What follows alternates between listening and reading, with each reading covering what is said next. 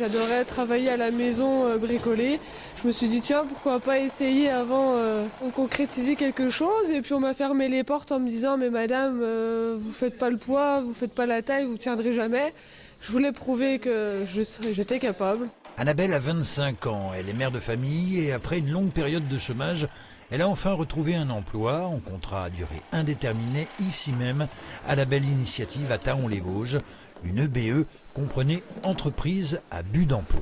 L'entreprise à but d'emploi, c'est 43 salariés en contrat à durée indéterminée qui étaient isolés et en travaillant, se sont recréés un groupe de connaissances, un groupe d'amis et comme vous pouvez voir, une belle cohésion d'équipe. L'avantage que j'ai eu avec Label et TZ, c'est que sans CV, je suis venu ici, j'avais rien.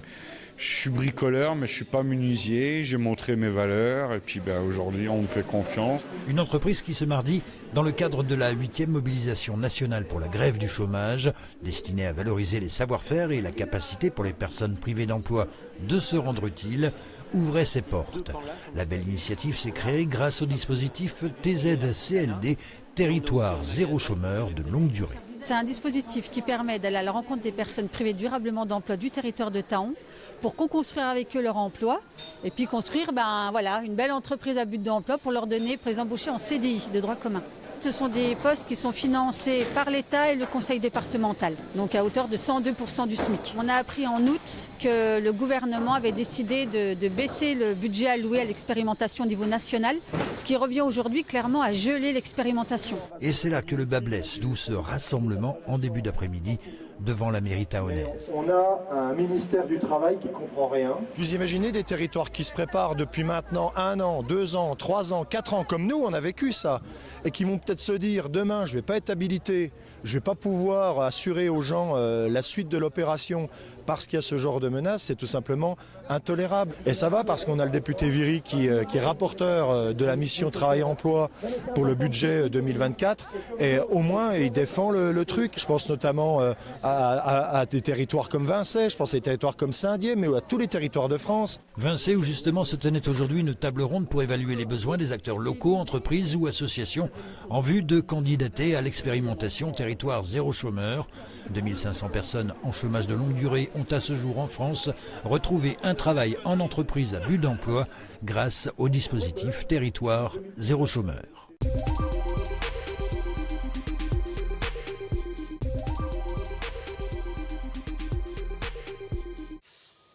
Tel un feu d'artifice, les soudures éclairent la nuit. Seuls spectateurs nocturnes, les équipes de la SNCF qui s'affairent au pas de course sur la voie ferrée. Le 9 octobre démarrait un chantier d'envergure de renouvellement des rails entre Romilly et Troyes. Au total, 10 km de rails doivent être remplacés. C'est assez simple. On coupe le vieux rail. Entre les traversées et le rail, c'est un système d'attache qui ressemble à de la visserie. Donc on dévisse. Une fois que tout est dévissé, on retire les anciens rails, on repose les nouveaux, on revisse, on ressoude. Dès demain, les nouveaux rails seront utilisés. Les premiers trains passeront vers 6 h du matin pour rouler sur les nouveaux rails. Chaque nuit, entre 22 h et 5 h du matin, les ouvriers avancent à raison de 650 mètres. Un travail qui prend souvent des allures de course contre la montre pour ne pas perturber le trafic. Ici, sur le secteur de Mégrini, une trentaine de TER ou trains de marchandises circulent quotidiennement et usent inexorablement le rail. Pour assurer le confort et surtout la sécurité des voyageurs, le réseau est étroitement surveillé. L'usure de rail est liée au poids qui circule dessus. On a des modèles mathématiques qui nous disent tous les millions de tonnes, ça s'use de temps. Dans certains cas, il y a des défauts métallurgiques qui apparaissent avec le temps au bout de 20, 30, 40 ans. On supprime ces défauts par des opérations d'entretien. On remplace des petits coupons de rail d'une longueur de 6 mètres, 10 mètres, 12 mètres. Mais quand on est obligé de remplacer trop de coupons de rail, il devient économiquement intéressant de remplacer toute la barre pour avoir un rail homogène. Des chantiers invisibles mais obligatoires qui appellent un investissement humain et financier conséquent. Depuis le début de l'année 2023, 616 millions d'euros ont été investis par la SNCF Réseau Grand Est pour moderniser les infrastructures. C'est plus que des travaux d'entretien, c'est des travaux d'investissement, mais c'est des travaux relativement invisibles pour les usagers. Ils peuvent quand même se rendre compte parce que sur cette section en travaux, la vitesse des trains est limitée à 100 km/h au lieu de 160. Donc on va continuer à renouveler nos 650 mètres environ de voies de rail par jour. Et à arriver sur la longueur, il restera des réglages, des soudures à faire, des finitions. Et après, les travaux seront finis. Les travaux de renouvellement des voies entre Troyes et Romilly-sur-Seine s'achèveront le 25 novembre. Et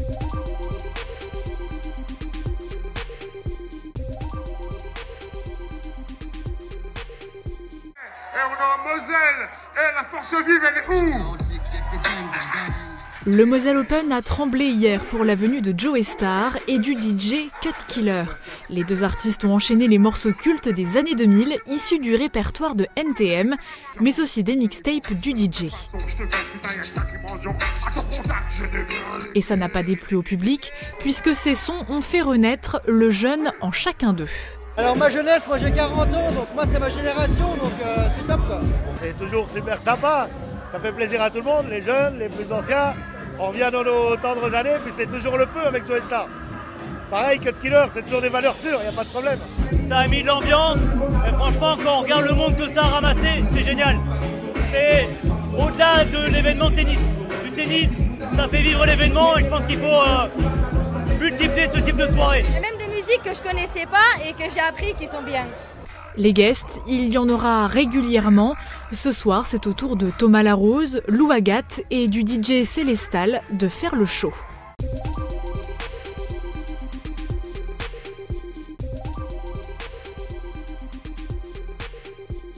Les journaux L'Est éclair et Libération Champagne sont désormais accessibles gratuitement en ligne, du premier numéro d'après-guerre aux années 2000, une possibilité réservée jusqu'à présent aux seuls titres de presse de 1820 à 1944.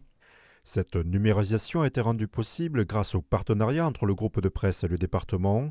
3 ans ont été nécessaires pour numériser près de 660 000 pages de l'actualité auboise. On voit les titres du club de football, les grands événements, l'arrivée des lacs.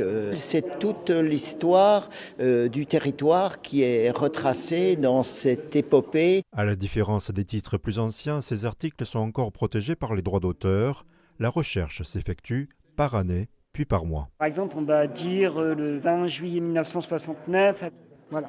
Et là, maintenant, nous arrivons à l'annonce que l'homme a marché sur la Lune.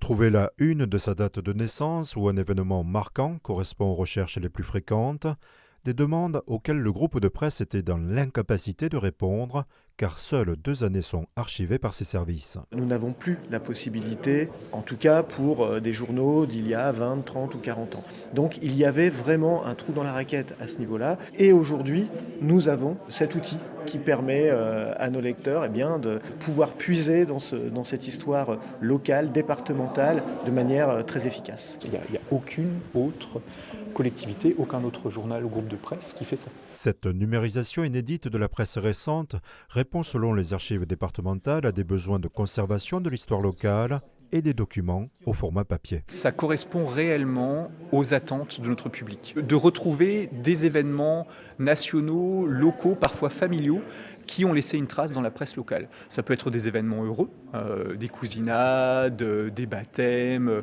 des naissances. Ça peut être aussi des événements malheureux qu'on va nous demander de retracer. Mais on a tous les jours plusieurs personnes qui physiquement venaient consulter la presse. Or, ce sont des journaux qui sont fragiles, qui n'ont pas été faits pour une conservation de très longue durée. Et donc, il nous importait, pour pouvoir continuer à rendre ce service sur la longue durée, de trouver une solution qui rende ces journaux pérennes. Et donc, la numérisation s'imposait comme la meilleure solution. Le coût de cette opération, financée par le département, s'élève à 167 000 €. Elle a bénéficié du soutien de la DRAC du Grand Est.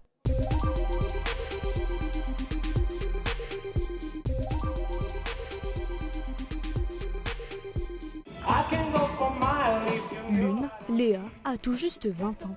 L'autre, Céline, vient d'avoir 40 ans. Et toutes les deux, elles sont à la conquête de la couronne de Miss Curvy. Quelques heures avant le show, c'est l'heure des dernières retouches. Rouge à lèvres, fard à paupières, faux cils, une grande première pour l'étudiante dans la petite enfance. Ça fait du bien, c'est très relaxant. C'est un moment où on peut penser qu'à nous, se reposer, se vider l'esprit. Ça fait du bien. À quelques mètres d'elle, Céline, la doyenne du concours, se fait coiffer du strass et des paillettes, un univers bien éloigné de leur quotidien. J'ai décidé à participer à ce concours parce que j'avais envie de retrouver mon rôle de femme. Parce que en fait, je me suis cachée longtemps derrière, je suis à la base boulangère de métier, derrière mon comptoir, dans l'ombre. Et j'avais besoin de renaître. Ça représente beaucoup pour moi parce que quand j'ai intégré ce concours, j'avais besoin de m'accepter. J'étais à la recherche du fait de pouvoir m'amuser, des choses que je ne faisais pas avant. Pendant plus de 2 heures, les deux mamans enchaînent les tenues, les danses, les défilés et les discours. J'ai pris confiance en moi. Non sans émotion. C'est le moment de pouvoir penser à moi, le moment de pouvoir enfin retrouver cette Léa que je cherchais tant.